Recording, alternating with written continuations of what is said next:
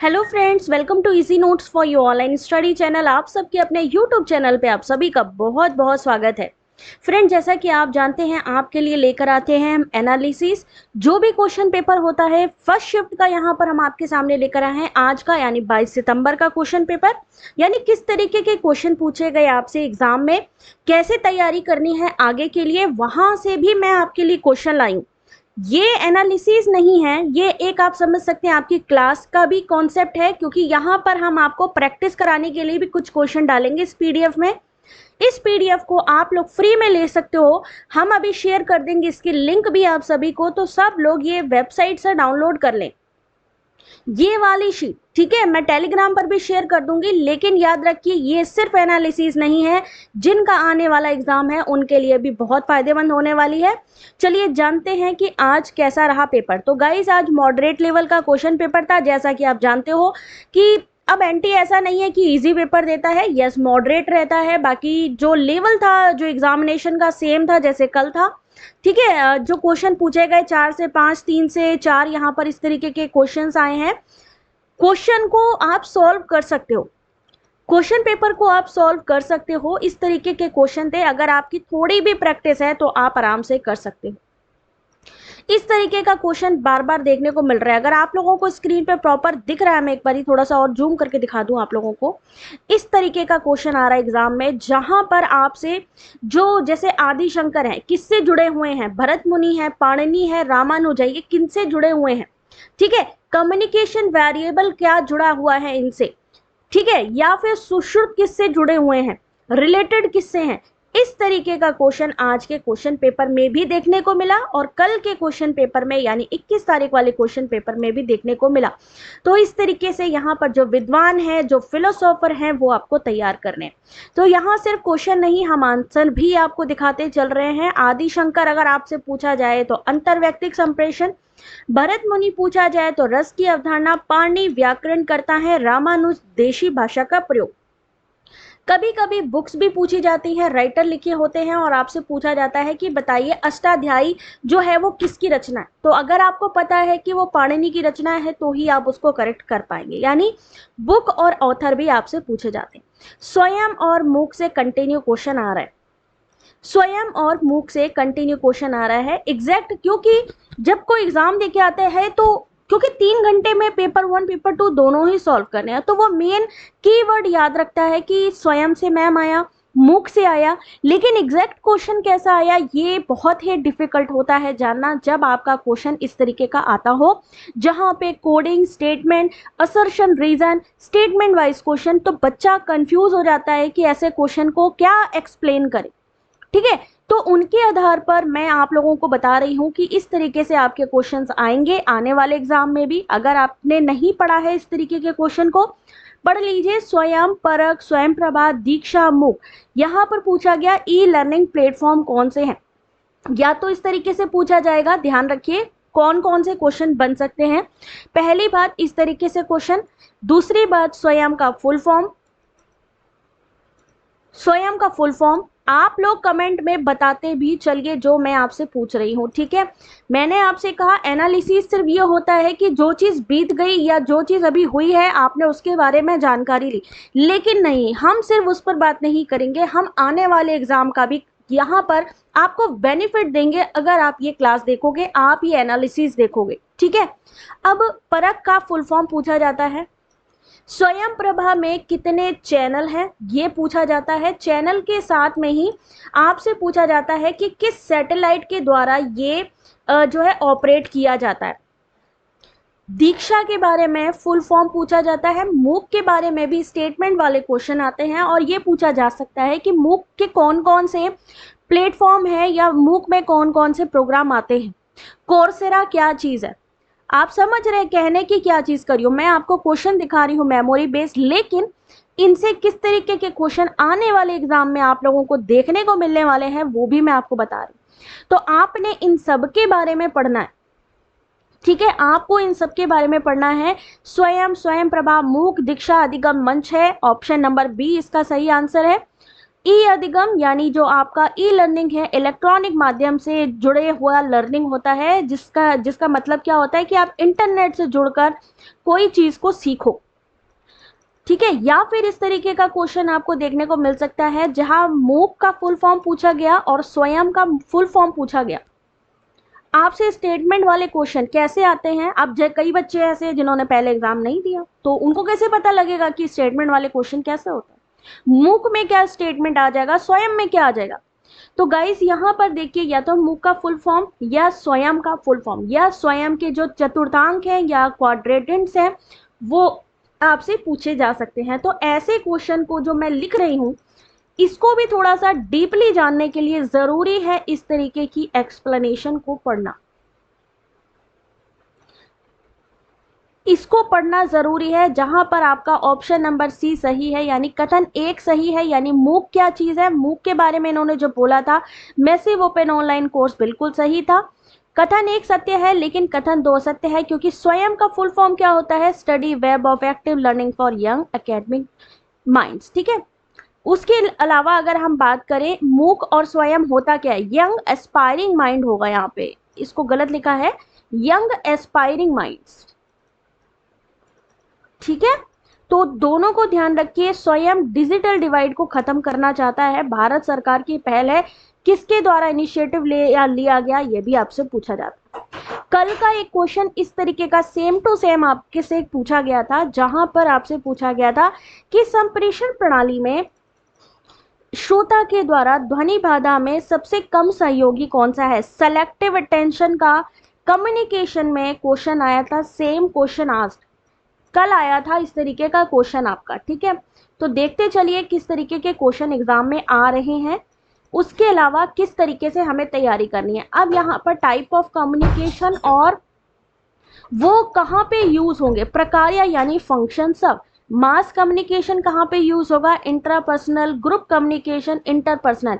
इस तरीके की मैचिंग आने वाले एग्जाम में आपको देखने को मिल सकती है। कल आपका इंटरपर्सनल इंट्रापर्सनल से रिलेटेड क्वेश्चन आया था, तो इसको थोड़ा सा आप लोग ध्यान से इस मैचिंग को पढ़ लीजिएगा। कंप्यूटर वायरस से किस तरीके का क्वेश्चन आ रहा है, इस तरीके के स्टेटमेंट। आज वाले जो शिफ्ट 1 वाला क्वेश्चन पेपर था उसमें भी आपके स्टेटमेंट वाले क्वेश्चन सबसे ज्यादा थे, और स्टेटमेंट का मतलब है इस तरीके के क्वेश्चन जहां पर आपसे कंप्यूटर वायरस से जुड़े स्टेटमेंट दिए हैं। अगर आपको इनकी डिटेल पता है कि कंप्यूटर वायरस क्या होता है तो ही आप इसका सही आंसर कर सकते हैं। जैसे कि यहाँ पर option number C, it is a computer program which copies itself to infect a computer without the permission knowledge of the user. ठीक है, आने वाले एग्जाम में कैसे क्वेश्चन आएंगे ये भी मैं आपको बता रही हूँ।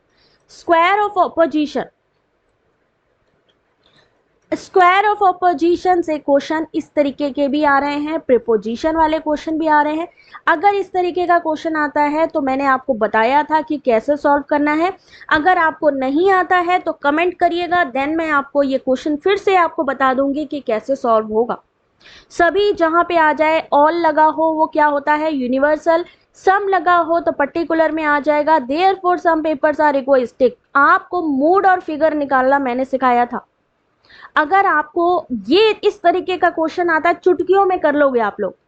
मूड और फिगर दोनों ही चीजें मैंने आप लोगों को बताई हुई हैं।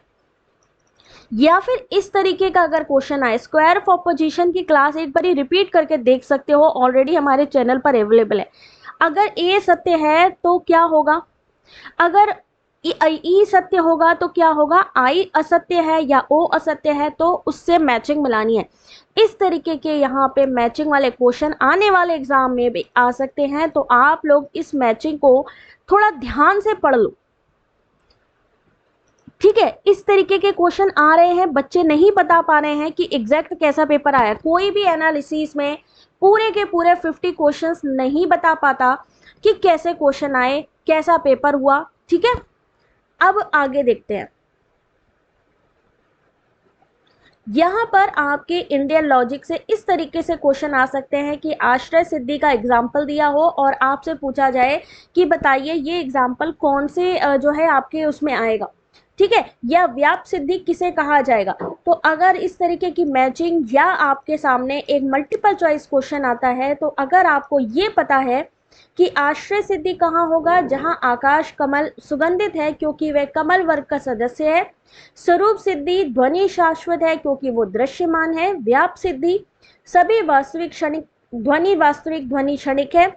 अनुपसंहारी कहाँ होता है, जहां सभी पदार्थ शाश्वत और क्योंकि वे गे हैं। ठीक है।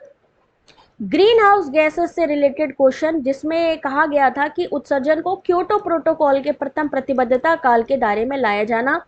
ये मैं क्यों कह रही हूं, क्योंकि आज आपका क्योटो प्रोटोकॉल से क्वेश्चन था। क्योटो प्रोटोकॉल से ईयर पूछा जा सकता है, मैचिंग पूछी जा सकती है। ठीक है, मॉन्ट्रियल वगैरह सब दे रखा हो और वहां से मैचिंग आ जाए, क्योटो प्रोटोकॉल का ईयर आ जाए, या उद्देश्य आ जाए, या फिर इस तरीके का क्वेश्चन आ जाए। Which of the following greenhouse gas bases were the target gases whose emission was to be covered under the first commitment period of the Kyoto Protocol? क्या करना है आपने यहां पर, इसको देखना है। क्योटो प्रोटोकॉल की पहली प्रतिबद्धता अवधि का लक्ष्य, ऑप्शन नंबर सी, यानी क्या क्या है, किसका नियंत्रित करना था, प्रमुख ग्रीन हाउस गैसेस को नियंत्रित करना, और वो कौन सी थी, ग्रीन हाउस गैसेस। आपसे पूछा जा सकता है ग्रीन हाउस गैसेस इसमें से कौन सी हैं, तो पता होगा आपको तो ही आंसर कर पाओगे। CO2, methane, nitrous oxide, hydrofluorocarbon, perfluorocarbon, sulphur, hexafluoride. ठीक है, ये भी याद रखना है। आगे आने वाले एग्जाम के लिए सब लोग प्लीज थोड़ा ध्यान रखें कि क्या क्या पूछा जा रहा है। सैम्पलिंग से आज क्वेश्चन आया, स्टेटमेंट वाले क्वेश्चन ज्यादा आ रहे हैं, तो सैम्पलिंग का ऐसा भी क्वेश्चन हो सकता है जहां लिखा हो स्टेटमेंट में, रैंडम सैम्पलिंग में not be a practical strategy in case of a rare kind of population, या statement to stratified random sampling is better as compare to simple random simple if population is heterogeneous. अगर statement में आएगा तो इस तरीके का question आएगा। Otherwise आपसे पूछा जाएगा बताइए इसमें प्रोबेबिलिटी वाला कौन सा है, प्रोबेबिलिटी सैम्पलिंग और नॉन प्रोबेबिलिटी सैम्पलिंग। ठीक है, तो आपको पता होना चाहिए। अब आपसे पूछे क्लस्टर सैम्पलिंग क्या है, प्रोबेबिलिटी या नॉन प्रोबेबिलिटी। फिर आपका एनईपी से क्वेश्चन आज फिर देखने को मिला है, कल भी आया है, परसों भी आया है, एनईपी 2020 से स्टेटमेंट वाले क्वेश्चन आ रहे हैं, तो इस तरीके के आएंगे। यानी अगर आपको नेशनल एजुकेशन पॉलिसी के बारे में पूरी जानकारी है कि उसमें क्या क्या चीजें आई हैं, तो आराम से कर लोगे। किस तरीके का स्टेटमेंट वाला क्वेश्चन हो सकता है, यहां पे आप देख रहे हो स्क्रीन पे।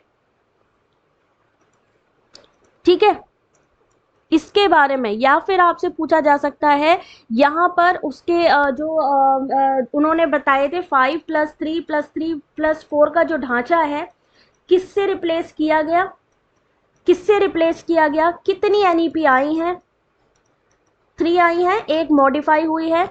या फिर आपसे पूछा जा सकता है कि बताइए जो है मातृभाषा, जो आपकी मदर लैंग्वेज है, कौन सी क्लास तक पढ़ा सकते हो मदर लैंग्वेज में। ठीक है, या फिर यहाँ पर आपका जो है बीएड कितने साल का हो गया है, ऐसा कौन सा कोर्स है जिसको जो है हटा दिया गया है एमफिल एनईपी नई पॉलिसी में, बीएड 4 साल का हो गया है। अगर आप ग्रेजुएशन करते हैं तो आपको कितने साल बाद डिग्री मिलती है, कितने साल बाद सर्टिफिकेट मिलता है, कितने बाद डिप्लोमा मिलता है। आप समझ रहे हैं बात, कौन हमारे जो है एनईपी के बाद हमारे पहले एजुकेशन मिनिस्टर कौन है, कमेंट करते चलिए जो क्वेश्चन मैं पूछ रही हूँ। ठीक है, इसको इस तरीके से स्टेटमेंट वाले क्वेश्चन को सॉल्व करना है। उसके बाद प्रपोजिशन वाले इस तरीके के स्क्वायर ऑफ अपोजिशन क्वेश्चन आ सकते हैं, जहां पे लिखा होगा विरोध चतुरस्र में विचार कीजिए और सही उत्तर को चुनिए। अगर ए सही है या ए गलत है तो ई सत्य है। क्या होगा, यदि ए सही है तो क्या होगा, ओ भी सही होगा। ए सत्य है तो ओ भी सही होगा, ऐसा पॉसिबल है क्या। ए सही है और ओ सही है। इस वाले क्वेश्चन में हालांकि थोड़ा डाउट है मुझे, क्योंकि ए सही है तो ओ सही कैसे होगा, दैट इज क्योंकि विरोधात्मक है। तो इस क्वेश्चन को थोड़ा सा जरा सा एक बारी आप हमको करके बताना, क्योंकि अगर ए सही है तो आई सही होना चाहिए, अगर ए सही है तो आई सही होना चाहिए। ठीक है, तो एक बारी आप लोग मुझे कंफर्म करके बताना। ऐसे क्वेश्चन आ रहे हैं एग्जाम में, इस तरीके के क्वेश्चन आ रहे हैं रेशियो परसेंटेज वाले, कल वाले पेपर में भी आया रेशियो परसेंटेज। ठीक है, एग्जैक्ट मुझे नहीं पता कि किस टाइप का क्वेश्चन आया था, लेकिन मैंने अभी जो चेक किया मुझे लगा कि लास्ट टाइम भी 2021 में परसेंटेज रेशियो वाले क्वेश्चन आए थे जो इस बार ये लोग कंटिन्यू पूछ रहे हैं। तो वही मैंने आप लोगों को इस समय निकाल के दिया है कि अगर आप लोग चाहते हो कि अच्छा पेपर हो तो गाइस थोड़ा सा यहाँ पे आप लोगों ने क्या करना है, इसकी प्रैक्टिस करनी है। ठीक है, ऐसे क्वेश्चन की प्रैक्टिस करनी है, कैसे क्वेश्चंस आएंगे इसको देख लेना आप लोग। ठीक है, क्वेश्चन के साथ मैंने आंसर भी दिया हुआ है, किसी भी चीज में कंफ्यूजन हो तो आप लोग एक बारी मुझसे टेलीग्राम पर पूछ सकते हो। क्वेश्चन को पढ़ के देखना कि कैसे, अगर इस तरीके का क्वेश्चन आना है तो कैसे सॉल्व करना है। ठीक है, नंबर सीरीज का क्वेश्चन आया था आज के क्वेश्चन पेपर में। कल में भी नंबर सीरीज आई थी, आज में भी आई थी। क्योटो प्रोटोकॉल से क्वेश्चन आया, जैसा कि मैं कह रही हूँ आपसे कि यहाँ पर क्योटो से किसी भी तरीके का क्वेश्चन आ सकता है। जैसे यहाँ पर था कि in which year did the first commitment period of the Kyoto protocol come to an end, तो वो था 2012। आपका सीबीसीएस से कंटिन्यू क्वेश्चन आ रहा है, चॉइस बेस्ड क्रेडिट सिस्टम से कंटिन्यू क्वेश्चन आ रहा है, और इस तरीके के क्वेश्चन भी आपको देखने को मिल सकते हैं आने वाले एग्जाम में। योग्यता संवर्धन पाठ्यक्रम दो प्रकार के होते हैं, और वो कौन कौन से होते हैं, आंसर के साथ लिखा हुआ भाई, कोई टेंशन नहीं है। Option number A, option number ई, योग्यता संवर्धन और कौशल संवर्धन, पढ़ लीजिएगा जरा। अच्छा, यहाँ पर स्केल से रिलेटेड क्वेश्चन, आज लीकर्ट स्केल से क्वेश्चन आया है, बट क्या क्वेश्चन आया है एग्जैक्ट नहीं पता, लेकिन हम उससे मिलते जुलते क्वेश्चन को तो तैयार कर ही सकते हैं। जैसे कि ये क्वेश्चन एक्सपेक्टेड है पूछा जाएगा, जो क्वेश्चन आपके प्रीवियस जो पेपर में पूछा जाता है, जैसे जो कल पूछा गया 21 तारीख को, उसमें से कुछ ना कुछ क्वेश्चन आपका 22 में आएगा, जो 22 में आया उससे कुछ ना कुछ क्वेश्चन 23 में आएंगे, ऐसे सीरीज चलती है। और ट्रस्ट ना हो तो आप अपना 2021 का क्वेश्चन पेपर उठा के देख लो, जहां पर आपको कंटिन्यू दिखाई देगा क्वेश्चन रिवाइज होते हुए। ठीक है, तो ये जो चीजें मैं आपको दिखा रही हूं, आप सिर्फ एनालिसिस पर मत ध्यान दीजिए, आप ये भी देखिए कि आगे भी हमारे साथ कैसे क्वेश्चन आ सकते हैं। लीकर्ट स्केल से आज क्वेश्चन आया है, लेकिन आपसे इस तरीके की मैचिंग स्केल से रिलेटेड आ सकती है। आंसर भी मैंने दिया हुआ है, आप लोग एक बार इस पीडीएफ को, I request to all of you, जो भी एग्जाम देने जाएंगे पढ़ लेना। नेशनल जो आपकी हो गई एनआईआरएफ, इसका फुल फॉर्म पूछा गया था, क्या होती है NIRF, national institution ranking framework. जो लेटेस्ट एनआईआरएफ रैंकिंग आई है, कौन नंबर 1 पे इंस्टीट्यूट है ना, तो उससे रिलेटेड आपसे क्वेश्चन पूछा जा सकता है। ये कब स्टार्ट किया गया, 2015 को देखा जाए तो, और 2018 से अनिवार्य कर दिया गया इसको एनआईआरएफ को, तो इससे पढ़ के जाना।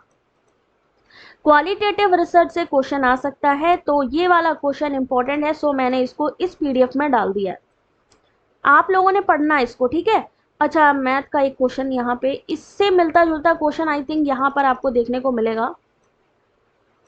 ठीक है, नंबर सिस्टम है, लेकिन नंबर सीरीज सिस्टम में यहाँ पे टर्म्स पूछे गए, अगर टर्म्स वाला क्वेश्चन आए तो कैसे सॉल्व करना है, जो इसका फॉर्मूला है उसको याद रखना है।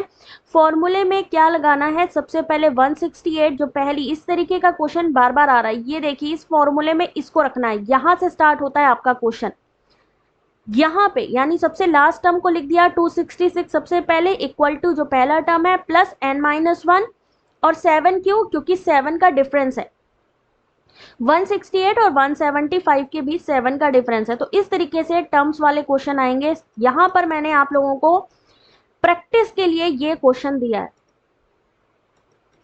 आपको लग रहा होगा कि कई लोगों ने मेरे को टेलीग्राम पे बोला कि मैम वो जो परसेंटेज रेशियो वाले क्वेश्चन आ रहे हैं, प्लीज उसका कुछ मेरे को प्रैक्टिस सेट दे दो। गाइस, तो ये प्रैक्टिस सेट आपकी इस पीडीएफ में है, अगर आप चाहते हो थोड़ी तैयारी करना तो आप लोगों ने इस क्वेश्चन को सॉल्व करके आंसर मुझे टेलीग्राम पे देने हैं।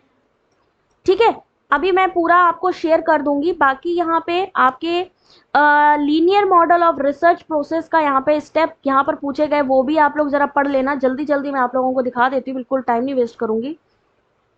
ठीक है, यहाँ पर ये क्वेश्चन है, और क्वेश्चन के साथ में जो बाकी क्वेश्चन है उसके आंसर आपने हमको टेलीग्राम पे बताने हैं, क्योंकि मैं टेलीग्राम पे आपसे डायरेक्टली कांटेक्ट कर सकती हूँ, है ना, तो यहाँ पर आप लोगों को आंसर मिल जाएंगे। तो प्रैक्टिस के लिए मैंने एक यहाँ पर डीआई का क्वेश्चन डाला है, उसके अलावा आज ब्लूम टेक्सोनॉमी से क्वेश्चन आया।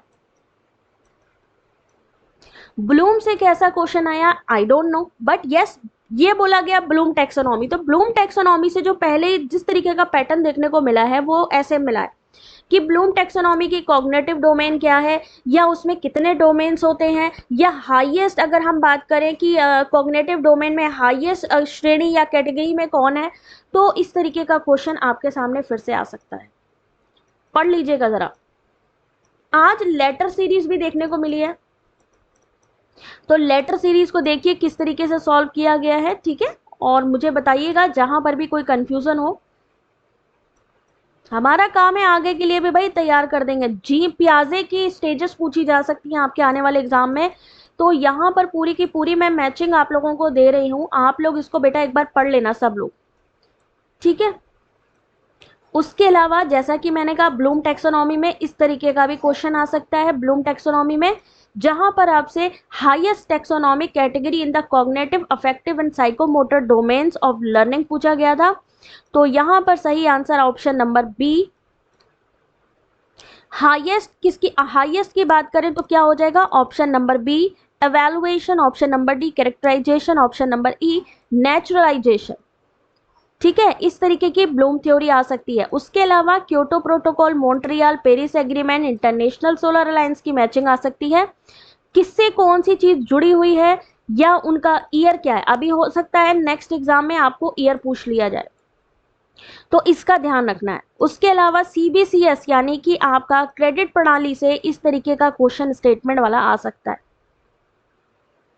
स्टेटमेंट वाला इस तरीके का क्वेश्चन आ सकता है। अब इस तरीके के क्वेश्चन को कैसे सॉल्व किया जाएगा, ऑप्शन नंबर ए, इसका एक्सप्लेनेशन आपने पढ़ना है, ठीक है। ये कंटेंट भी मैं आप लोगों को दे रही हूं। कम्युनिकेशन बैरियर से आज क्वेश्चन आया, कम्युनिकेशन बैरियर से आज क्वेश्चन देखने को मिला।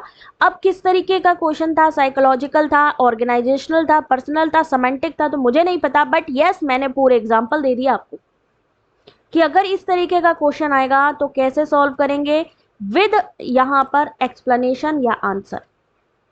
उसके बाद यहां से कल क्वेश्चन आया था सेम टू सेम क्वेश्चन कल के क्वेश्चन पेपर में पूछा गया, Magna carta of English education in India, तो सही आंसर वुड डिस्पैच था। सेम क्वेश्चन पीवाईक्यू वाले भी रिवाइज हो रहे हैं, तो ध्यान रखिए। उसके अलावा आपका कल ये वाला क्वेश्चन सेम टू सेम आया था, जहां ईईपी रोम लिखा हुआ था, ये वाला आंसर सही था। ये कल वाले क्वेश्चन के सेम क्वेश्चन है, और इसको बेटा पढ़ना भी है क्योंकि हो सकता है इसका फुल फॉर्म आपसे इस बार पूछ लिया जाए। सेम चीज जैसा कि मैंने कहा, इससे मिलता जुलता क्वेश्चन आपके सामने इस बार आएगा। जैसे आज सुश्रुत से पूछा गया, सीपीयू का फुल फॉर्म पूछा गया, सीपीयू का फुल फॉर्म पूछा गया। अब किसी किसी को कंफ्यूजन होती है कि ये लिकर्ट स्केल क्या होता है, तो लिकर्ट स्केल के बारे में ऑलरेडी वैसे मैंने क्लास ली हुई है, बट यहाँ पर मैंने एक्सप्लेनेशन लिखा है, तो एक बार आप लोग इसको पढ़ लीजिएगा। देखिए अब आप लोगों के ऊपर है कि आपने एग्जाम में कैसा परफॉर्म करना है। मैंने अपनी तरफ से सारे लेक्चर, सारे रिवीजन करवाए हुए हैं। उसके अलावा एवेलुएशन से क्वेश्चन आपको देखने को मिल सकता है। बच्चे पूरी बात नहीं बता पा रहे हैं कि एक्चुअली में रिसर्च से कितने क्या क्वेश्चन आए या टीचिंग एप्टीट्यूड से क्या आया, बट यस इनसे क्वेश्चन आपका आएगा। आने वाले एग्जाम के लिए भी आप याद रखिए, या तो क्राइटेरियन और नॉर्म के बीच में डिफरेंस स्टेटमेंट आ सकता है, या समेटिव और फॉर्मेटिव, ये दोनों ही, पहला ये और दूसरा ये जो मैंने डिफरेंस बताया है आपको, very very important for coming examination. Formative evaluation और समेटिव इवैल्यूएशन के बीच का डिफरेंस, क्राइटेरियन और नॉर्म रेफरेंस के बीच में, या फिर इस तरीके की मैचिंग आती है तो भाई सॉल्व करने के लिए पढ़ना तो आप नहीं है। उसके अलावा जैसे आप जान रहे हो कम्युनिकेशन बैरियर से क्वेश्चन आ रहा है, इस तरीके का भी आ रहा है, जहां पे साइकोलॉजिकल, फिजिकल या लैंग्वेज या कल्चरल आपसे पूछा जाए तो आपने इसको पढ़ लेना है, ठीक है। उसके अलावा और भाई क्या चीजें आ रही हैं, यस लिकर्ट स्केल से इस तरीके का क्वेश्चन मुझे लग रहा है कि आज पूछा गया होगा, जहां पे नॉमिक, ऑर्डिनल, इंटरवल और रेशियो से रिलेटेड मैचिंग हो सकती है कि आई हो, ठीक है। ये बोला गया है कि लिकर्ट स्केल से आया है, तो हो सकता है इस तरीके का क्वेश्चन आया हो, या फिर आपसे पूछा जा सकता है कि बताइए ऐसी कौन सी चीज है जहां पर सिर्फ क्लासिफिकेशन की जरूरत होती है, क्लासिफिकेशन की जरूरत किस में होती है? तो अगर आपको पता होगा कि नॉमिनल क्या है, ऑर्डिनल क्या है, इंटरवल क्या है, रेशियो क्या है, देन ही आप इसका आंसर कर पाओगे। तो बिल्कुल टेंशन नहीं लेने का, यहाँ पे इस एक्सप्लेनेशन को अच्छे से पढ़ लो आने वाले एग्जाम के लिए। केवल वर्गीकरण किस में आएगा? मापनी में आएगा। क्रमिक में क्या आता है? वर्गीकरण और क्रम। अंतराल में वर्गीकरण, क्रम और समान इकाइयां। अनुपात में वर्गीकरण, क्रम, समान इकाइयां और निरपेक्ष शून्य। कल एक हेक्साडेसिमल से रिलेटेड क्वेश्चन आया था। आई थिंक इस तरीके का क्वेश्चन हो सकता है कि ए से एफ प्रणाली किस संख्या प्रणाली में प्रयुक्त होती है? तो यहां पर हेक्साडेसिमल, ठीक है ना। इस तरीके का सेम टू सेम क्वेश्चन मुझे एक्सपेक्टेड है कि कल आया था। उसके अलावा सैंपलिंग से इस तरीके से क्वेश्चन आ सकता है कि आपको बताना हो कि सिंपल रैंडम सैंपलिंग क्या है, सिस्टमैटिक सैंपलिंग आपसे मैचिंग में, ठीक है। डायमेंशनल स्नोबॉल, देखिए जिनका भी एग्जाम आने वाला है, प्लीज मैं रिक्वेस्ट कर रही हूं, ये क्वेश्चन मोस्टली आस्क्ड क्वेश्चन है जो बार बार रिपीट होते हैं। तो ये मत सोचिएगा कि ये पीडीएफ या ये एनालिसिस मैं रख दूं, क्योंकि वो आपके लिए अच्छा नहीं है। आपके लिए ये जितनी भी चीज इस पीडीएफ में दे रखी है, अगर आपको नहीं भी आती है तो भी आप पढ़ लोगे तो काफी चीजें क्लियर हो जाएंगी। शॉर्टकट इसका याद रखिए, न्याय फिलोसॉफी का आपको स्टेप पूछा जा सकता है, ठीक है। याद रखिए इस तरीके के स्टेप आपसे पूछे जा सकते हैं एग्जाम में। कंप्यूटर मेमोरी से कंटिन्यू क्वेश्चन आ रहा है, तो आप देखिए यहाँ पे कि किस तरीके से उनको सॉल्व करना है, कैसे आप कर पाओगे। एमबी, जीबी, केबी, टीबी में आरोही क्रम में लगाने के लिए आया है, और ऐसे ही क्वेश्चन आज के भी क्वेश्चन पेपर में बच्चे बता रहे हैं, जैसा कि एक्सपेक्टेड है कि आया होगा ऐसा ही क्वेश्चन, ठीक है। बाकी यहाँ पर इस तरीके का क्वेश्चन भी मैथमेटिकल में आपको देखने को मिला है, तो थोड़ा इस तरीके के क्वेश्चन को भी तैयार कर लीजिए। जहां पर किसी समकोण त्रिभुज की दो भुजाओं की लंबाई जानते हैं तो तीसरी भुजा की लंबाई नहीं निकाली जा सकती। स्टेटमेंट 2 कि किसी त्रिभुज के अंतःकोणों का योग जो है वो 180 डिग्री होता है। इस तरीके के क्वेश्चन के लिए आपको इसके बारे में थोड़ी सी नॉलेज होनी जरूरी है। एक्सप्लेनेशन पढ़ लेना फिर भी। ये है फिलोसोफर। कल भी मैंने फिलोसोफर की आप लोगों को लिस्ट दी थी, जो आपको वो दिया था आपको पीडीएफ, ठीक है, परसों वाले में। तो वो भी पढ़ लेना, और ये भी पढ़ लेना कि बर्कले ने क्या कहा, कांट ने क्या कहा, ह्यूम ने और प्लेटो ने, और किससे कौन संबंधित है। आपकी एंशियंट यूनिवर्सिटी के टर्म्स पूछे गए थे कि पहले क्या आया, एंशियंट यूनिवर्सिटी या एंशियंट एजुकेशन के टर्म, ऐसा कुछ था क्वेश्चन, ठीक है। तो टर्म्स किस तरीके के आए डोंट नो, बट देख लेना एक बारी। ई गवर्नेंस से आज के क्वेश्चन पेपर में आया था, ई गवर्नेंस से जुड़ा हुआ क्वेश्चन, बट क्या क्वेश्चन था एग्जैक्ट नहीं पता है, बट यस इससे जुड़ा हुआ क्वेश्चन जो मिलता जुलता क्वेश्चन है हमने यहाँ पे रखा है आपके सामने कि अगर ई गवर्नेंस से क्वेश्चन आया होगा तो आई थिंक ऐसा ही क्वेश्चन होगा, जहां पे आपसे पूछा जाएगा कि ई गवर्नेंस का एक पहलू सरकार और नागरिकों के मध्य सूचना के प्रवाह से संबंधित है। निम्नलिखित में से क्या क्या सरकार से नागरिक यानी G2C की ओर पहल है? तो सही आंसर इसका ऑप्शन नंबर ए होगा। ई हेल्थ डिजिटल इनिशिएटिव से अब क्वेश्चन आ सकते हैं, अभी तक नहीं पूछा जा रहा है बट अब आ सकते हैं। गवर्नमेंट स्कीम आ ही रही है आपकी मैचिंग में, तो जो आपका डिजिटल इनिशिएटिव है और गवर्नमेंट स्कीम को अच्छे से पढ़ लीजिए। साइट से आज क्वेश्चन आया था, साइट से क्वेश्चन था, याद रखिए इसका फुल फॉर्म भी, convention on international trade in endangered species of wild Fiona and flora. किससे संबंधित है? फ्योना और फ्लोरा से। इसके बारे में भी यहाँ पर मैंने आपको डिटेल दे दी है कि क्या है ये साइट्स। लुप्त प्राय पौधों और जानवरों को बचाने के लिए, अंतरराष्ट्रीय व्यापार के खतरों से बचाने के लिए बहुपक्षीय संधि है, 1 जुलाई 1975 से प्रभावी है, जिनेवा स्विट्जरलैंड। उसके अलावा अगर हम बात करें WHO से क्वेश्चन आ रहा है, तो गाइस WHO को अच्छे से पढ़ लीजिए। मॉन्ट्रियल प्रोटोकॉल, क्योटो प्रोटोकॉल, और जो आपका जलवायु परिवर्तन है SDG MDG, बच्चों सब इस टाइम जितना मैंने आपको कंटेंट दिया हुआ है सब उठा के पढ़ लो। जितने फिलोसोफर हैं मैंने उसकी शीट भी आपको दी हुई है, टेलीग्राम पे भी अवेलेबल होगी। बाकी अगर कोई भी प्रॉब्लम होती है आप हमें कमेंट करके पूछ सकते हो या टेलीग्राम पे डायरेक्ट हमसे पूछ सकते हो। टेलीग्राम की लिंक आपको वीडियो के डिस्क्रिप्शन पर भी मिल जाएगी या आप हमें डायरेक्ट कमेंट करिए, वहां पर भी हम आपको प्रोवाइड कर देंगे। तो आई होप ये चीजें आपके लिए अच्छी होंगी। लाइक करिएगा, कमेंट करके बताइएगा कि कैसा लगा एनालिसिस आपको। शेयर कर दीजिएगा जो भी आपके फ्रेंड्स वगैरह जो यूजीसी नेट की तैयारी कर रहे हैं। सब्सक्राइब नहीं किया हो तो सब्सक्राइब करने के साथ बेल नोटिफिकेशन ऑन कर लीजिए। और सबसे लास्ट में thanks for watching and all the very best. जिनका भी एग्जाम आने वाला है, ये बहुत ही इंपॉर्टेंट पीडीएफ है बच्चों, प्लीज डाउनलोड कर लेना और इसको पढ़ना।